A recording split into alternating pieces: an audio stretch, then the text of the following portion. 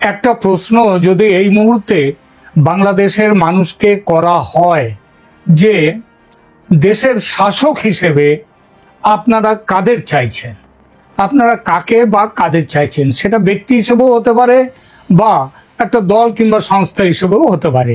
তো এই প্রশ্নটা যদি করা হয়, আমি জানি এর উত্তরে অনেকগুলো নাম আসবে। তার কারণ মানুষের যার যার যেরকম পছন্দ সেই পছন্দের অনুযায়ী নামগুলো আসবে। যেমন কেউ কেউ অবশ্যই বলতে পারেন ডক্টর মোহাম্মদ ইউনূসের কথা, কারণ তিনি গত জুলাই আগস্টে যে দেশ জুড়ে যে ভয়ঙ্কর পরিস্থিতির সৃষ্টি হয়েছিল, সেই ভয়ঙ্কর পরিস্থিতিটাকে সেই পরিপ্রেক্ষিতে যখন শেখ হাসিনা দেশ ছেড়ে চলে যেতে বাধ্য হলেন, শূন্য হয়ে গেল শাসকের জায়গাটা, সেই সময়ে সেই পরিপ্রেক্ষিতে তিনি দেশের শাসনভার গ্রহণ করেছেন। এবং অনেকেই যেমন বলেন যে তিনি শাসনভার গ্রহণ করবার পর দেশের তো উন্নতি হয়নি পরিস্থিতির, বরং দেশের আরো অবনতি হয়েছে। এটা যেমন বেশ কিছু মানুষ বলবেন, তেমনি আবার কিছু মানুষ এমনও আছেন যারা বলবেন না না, ডক্টর ইউনূস তিনি সব থেকে সেরা মানুষ এই মুহূর্তে দেশকে এগিয়ে নিয়ে যাওয়ার জন্য, অর্থাৎ তার পক্ষেও ভোট থাকবে, তার নামও অনেকে করবেন।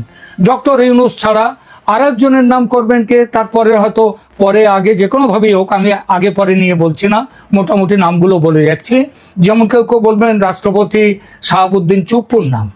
অবশ্যই রাষ্ট্রপতি শাহাবুদ্দিন চুপ্পু একমাত্র সেই হাসিনা আমলের অন্তত সরকারে রয়েছেন থাকা ব্যক্তি, এখনো অবধি যিনি রয়েছেন তার জায়গায় তিনি শাহাবুদ্দিন চুপ্পু।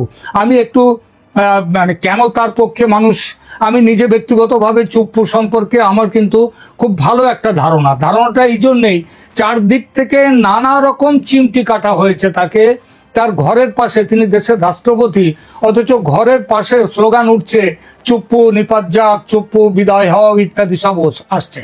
তা সত্ত্বেও কিন্তু চুপ্পু অসাধারণভাবে তার মাথা ঠান্ডা রেখে তিনি জানেন যে উপদেষ্টাদের মধ্যে অনেকেই তারা চুপ্পুর বিরুদ্ধে তারা কিন্তু কাজ করছে, এবং বাইরে তারা চুপ্পুকে কিভাবে গদি থেকে টেনে নামানো যায়, মানে আমি বিশেষভাবে বলছি এই উপদেষ্টা সমন্বয়ক যারা উপদেষ্টা হয়েছে এবং সমন্বয়ক নেতাদের, ওই হাসনাত আব্দুল্লাহ ইত্যাদিদের কথা, তারা বাইরে সমানে চিৎকার করে যাচ্ছে যে শেখ হাসিনা এই চুপ্পুকে, রাষ্ট্রপতিকে তার পদ থেকে হটিয়ে দাও, সংবিধান ধ্বংস করে দাও, সবকিছু করে দাও।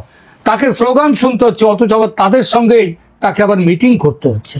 অর্থাৎ চুপ্পু নিতান্ত মাথা ঠান্ডা করে তিনি পরিস্থিতিটাকে এর মধ্যে তিনি রয়েছেন। সুতরাং চুপ্পুর নামও একটা শ্রেণী অবশ্যই করবেন।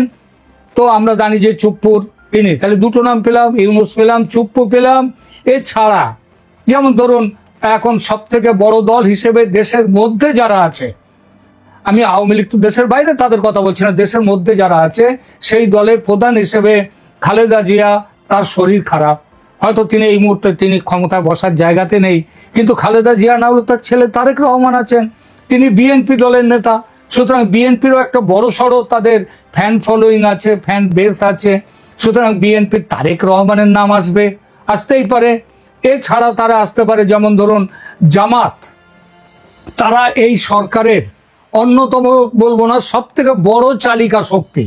অর্থাৎ যদি কেউ বলে যে ইউনূস কার কথায় চলছেন, এই প্রশ্ন করলে সবার আগে নামটা আসবে জামাতের কথায় চলছেন। তো জামাতের নেতা আসতে পারেন। আবার জামাতের নেতা তিনি রেহমানী সাহেব, তিনি নিজে যেমন থাকতে পারেন, আবার তিনি অন্য কাউকেও দিতে পারেন। আবার জামাত নিজে না থেকে জামাতের পক্ষ থেকে আরো আরেকজনের নাম আসতে পারে।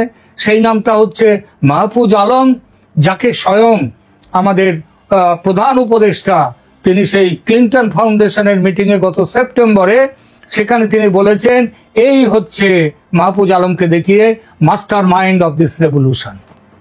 তা সেই যদি বলা হয় যে উপদেষ্টা সমন্বয়ক রেভলিউশনারিদের পক্ষ থেকে কারোর নাম আসবে, তাহলে জামাতের নাম আসতে পারে। আবার জামাতের বকলমে আসতে পারে মাহফুজ আলমের নাম সেটা আসতে পারে। এবং মাহফুজ আলমের প্লাস পয়েন্ট হচ্ছে অসম্ভব ভারত বিরোধী এবং অসম্ভব তার জঙ্গি রেকর্ড, তার মতো জঙ্গি রেকর্ড এই সব মানে বর্তমান যে উপদেষ্টারা রয়েছেন অন্তর্বর্তী সরকারে, তাতে তার মতো রেকর্ড কারণ নেই, জঙ্গির রেকর্ড কারণ নেই। এই নামগুলো আসতে পারে। এছাড়া অবশ্যই আসতে পারে আওয়ামী লীগের নাম। আওয়ামী লীগের মধ্যে কার নাম আসবে? সেখানে নিশ্চয়ই একটা দেশের বড় অংশের মানুষ, আমরা অন্তত ইউটিউব চালাতে গিয়ে আমরা দেখছি যে দেশের একটা বড় অংশের মানুষ তারা কিন্তু চাইছে শেখ হাসিনা ফিরে আসুন। আমার এখানে বারবার সবাই স্লোগান দেয় শেখ হাসিনা সরকার বারবার দরকার। শেখ হাসিনার প্লাস মাইনাস অনেক পয়েন্ট আছে, মাইনাস পয়েন্টগুলো আগে বলি। মাইনাস পয়েন্টে বলা হচ্ছে শেখ হাসিনা হচ্ছে ফ্যাসিস্ট। এই ফ্যাসিস্ট কথাটা তিনি যতদিন ক্ষমতায় ছিলেন ততদিন তার বিরুদ্ধে কেউ ওঠেনি। তার চলে যাওয়ার পরে সবাই এখন ফ্যাসিস্ট ফ্যাসিস্ট করছে। বাংলাদেশে বর্তমানে ফ্যাসিস্ট কথাটা খুব জনপ্রিয় হয়েছে, মানে কথায় কথায় ফ্যাসিস্ট। মানে আমি জানি না, হয়তো এদের অনেকেই হয়তো বাড়ির মধ্যেও বলতে পারে তুমি এরকম ফ্যাসিস্টের মতো কাজ করো না। বাড়ির কর্তা সে যদি নিজের মতে নিজের পথে কাজ করার কথা বলে, হয়তো বাড়ির মধ্যে বলছে ফ্যাসিজম চালাচ্ছে, ফ্যাসিস্ট হয়ে গেছে বাড়ির লোক। তো মানে ফ্যাসিস্টকে এই জায়গায় নিয়ে এসছে। ফ্যাসিস্টের মূল দেখুন, ফ্যাসিস্ট বলা হয় মুসোলিনিকে, ফ্যাসিস্ট কিন্তু হিটলারকে বলা হয় না, যদিও সবার ধারণাগুলো উল্টো পাল্টা। তার একটা কারণ আছে, সব তো একটা নয়, অনেক কারণ আছে। তার মধ্যে সব থেকে বড় কারণ হচ্ছে ফ্যাসিস্টরা হচ্ছে দেশ থেকে কমিউনিজমের নামপত্তন উঠিয়ে দেওয়ার জন্য যারা ব্যস্ত। অর্থাৎ ফ্যাসিস্টরা সব থেকে বড় শত্রু মনে করে কমিউনিস্টদের। ঠিক আছে, হিটলার কিন্তু ফ্যাসিস্ট নন, হিটলার নাজি, কিন্তু মুসোলিনি তিনি ফ্যাসিস্ট। তো এই ফ্যাসিস্ট কথাটা এখন বাংলাদেশে খুব চলছে। হাসিনাকেও বলা হচ্ছে ফ্যাসিস্ট। এটা যতদিন ক্ষমতায় ছিলেন কেউ বলতো না, ক্ষমতায় চলে যাওয়ার পর থেকে বলছে সবাই, কারণটা রাজনৈতিক। ফ্যাসিস্ট আমাদের ইন্দিরা গান্ধীকেও বলা হয়েছে ফ্যাসিস্ট। আবার সিপিএম তারা আবার খুব করে এখানে কমিউনিস্টরা ইন্দিরা গান্ধীকে ভারতের, তারা বলতো উনি আধা ফ্যাসিস্ট। এরা আবার আধা ফ্যাসিস্ট, কোয়ার্টার ফ্যাসিস্ট ইত্যাদি নানা রকম ভাগ আছে। তো যাই হোক, তো সরকার ক্ষমতায় থাকলে এখন মোদিজিকে, নরেন্দ্র মোদীকে কমিউনিস্টরা বলে ফ্যাসিস্ট, কারণ নরেন্দ্র মোদী সত্যিকারেই কমিউনিজমকে প্রায় তুলে দিয়েছেন ভারতবর্ষ থেকে। একমাত্র ওই কেরলে একটুখানি টিম করে জ্বলছে, আর কোনো জায়গায় নেই। একসময় যে বাংলায় ছিল কমিউনিস্টরা, মানে বাঘ, মানে রয়্যাল বেঙ্গল টাইগারের বাবা, তারা এখন বিড়াল নয়, এখন ইঁদুর হয়ে গেছে ওয়েস্ট বেঙ্গলে। ভারতের কোথাও নেই। আর ওই ছত্তিশগড়ে যারা মাওবাদ নিয়ে কাজকর্ম করে তাদেরকে আর বাজারে খুঁজে পাওয়া যাচ্ছে না। মাঝে মাঝে দু চারটে লোক মারছে, কিন্তু নিজেরা মরছে তার থেকে বেশি। তো যাই হোক, হাসিনার কথায় ফিরে আসি। হাসিনার ফ্যাসিস্ট বলে দুর্নাম। হাসিনাকে বলেছে লক্ষ লক্ষ কোটি কোটি অরব টাকা, মানে ডলার তিনি বিদেশে পাঠিয়েছেন। এসবগুলো কিছুই প্রমাণিত নয়, সুতরাং ওগুলো কথা ছেড়ে দিন। হাসিনাকে আবার যারা অনেকেই বিশ্বাস করে তারা শুধু বলে কি জানেন, আমার যে ফেসবুক, আমার যে ইউটিউব চ্যানেল, এর মধ্যে অন্তত প্রত্যেকদিন যেদিনই অন্তত 100-র উপরে থাকবে, তারা বলবে শেখ হাসিনা সরকার বারবার দরকার। তার মানে হাসিনার একটা নাম আছে, রেখে দিলাম তাহলে হাসিনার নামটাও।